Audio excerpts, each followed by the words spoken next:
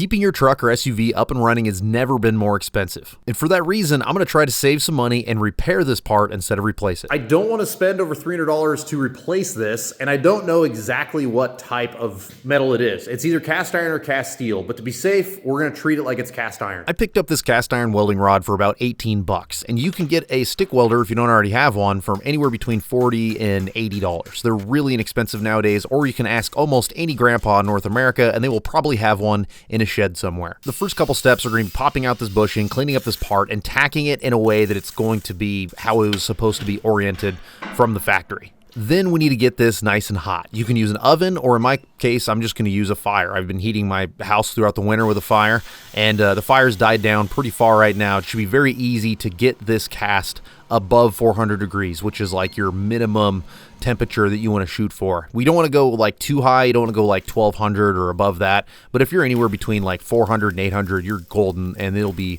ready for welding. Both cast iron and cast steel tend to get brittle whenever you weld them. So for that reason, we're going to do what's called peening, and that's where you're seeing me tap on the weld in between welds with a hammer. We're doing preheat and we're doing post-heat. This is an incredibly important part of the process, and that is letting everything heat and cool evenly. So we're putting it back in the fire for maybe 20, 30 minutes. I want the entire thing to be the same temperature or close to it. Then we're going to bring it back down. It'll buy us a little bit of time to add these gussets, and then we're going to put it back in the fire and let it cool extremely slowly overnight. I want this part to be a little bit stronger than stock, so I'm adding some gussets. You're going to notice that I'm using a MIG welder instead of a stick welder. It's just because I own a MIG welder. I'm 99% sure this is a cast steel part, and with cast steel, you can MIG weld it instead of stick welding it. But the main repair, I still wanted to use a high nickel rod.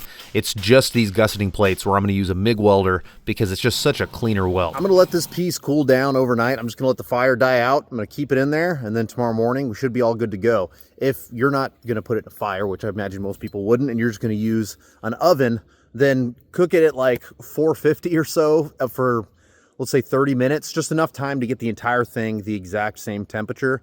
Turn it off, let it sit in there overnight, same deal. Believe it or not, you can use spray paint that is made for cast iron or cast steel, and I'm using a product here called Cast Blast, and I think the finish turns out perfect on parts like this. For $18 in welding rod, I was able to save myself a few $100, and now I have a part that is ready to go back into service. This is Nate with Dirt Lifestyle. You're watching Driving Line.